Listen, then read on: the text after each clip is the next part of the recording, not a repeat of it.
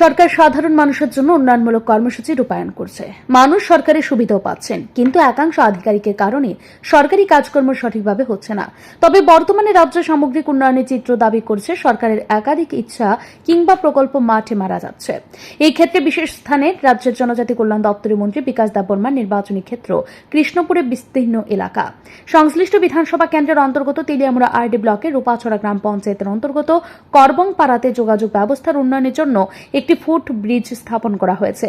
এখানে উল্লেখ করা প্রয়োজন, 2 ভাগে প্রায় 30 লক্ষাধিক টাকার এই কাজ ইতিমধ্যে শেষ হয়েছে। তবে অবৈজ্ঞানিকভাবে সরকারি কাজ করার ফলে কিভাবে দুর্ভোগ পোহাতে হয় তার জ্বলন্ত প্রমাণ করবংপাড়া।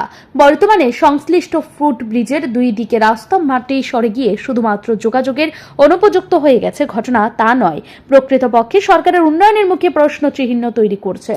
বর্তমানে এই রাস্তা জলে কাদায় একাকার হয়ে রীতিমতো সাধারণ মানুষের দুর্দশার কারণ হয়ে উঠেছে। ওই তুষিন্দায় যাওয়ান যায়, এদিকে নতুন একটা রাস্তা রূপাছড়া যাওয়ান যায় এদিকে। ব্রিজটা ফুট ব্রিজটা যে বানাইছে, কাজটা কি ভালো হয়েছে না খারাপ হয়েছে? ভালো হয়েছে না? কিরকম হয়েছে এটা? এটা অকলে প্রথম বৃষ্টি আছে, এরপরে ভেঙে গেছে। এটা দিয়ে কি চলাচল করানোর যোগ্য নেই আপনি?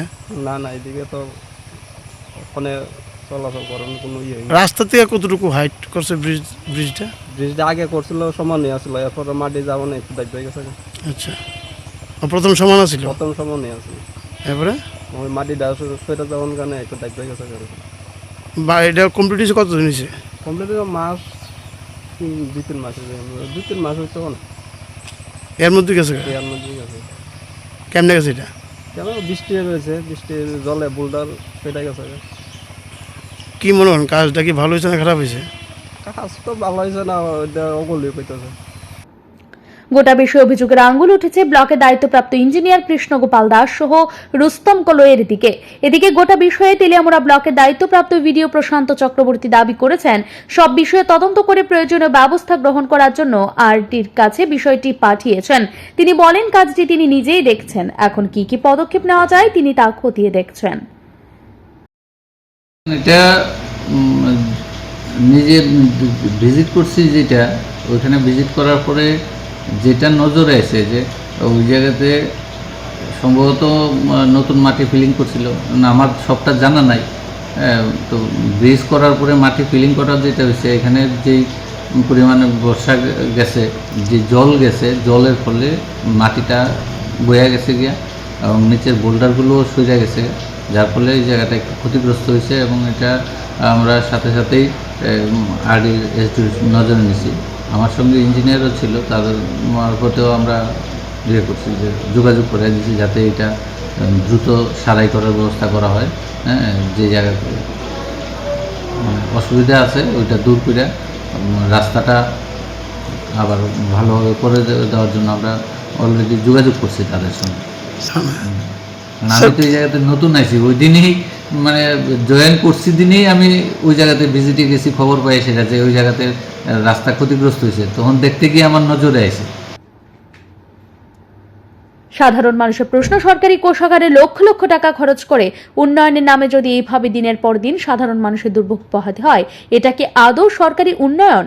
নিন্দুকেরা অভিযোগ করছে, কৃষ্ণপুর মানেই কমিশন বাণিজ্যের খেলা চলে। সেই কৃষ্ণপুরের থেকে ভালো কিছু আশা করা যায় না। অসমর্থিত সূত্রের খবর, বিরাট পরিমাণে কমিশন একটা অংশে নেতাদের পকেটে চলে যাওয়ার ফলে স্বাভাবিকভাবেই কাজের এই 12টা বেজে যাচ্ছে।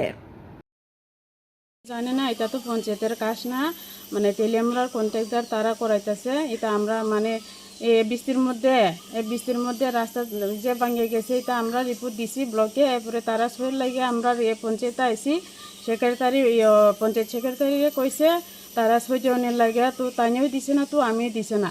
এ কাজটা গিয়ে দেখে আইসি আমরা, এরপরে কাজ বালানা দেখে সইটা দিছে না।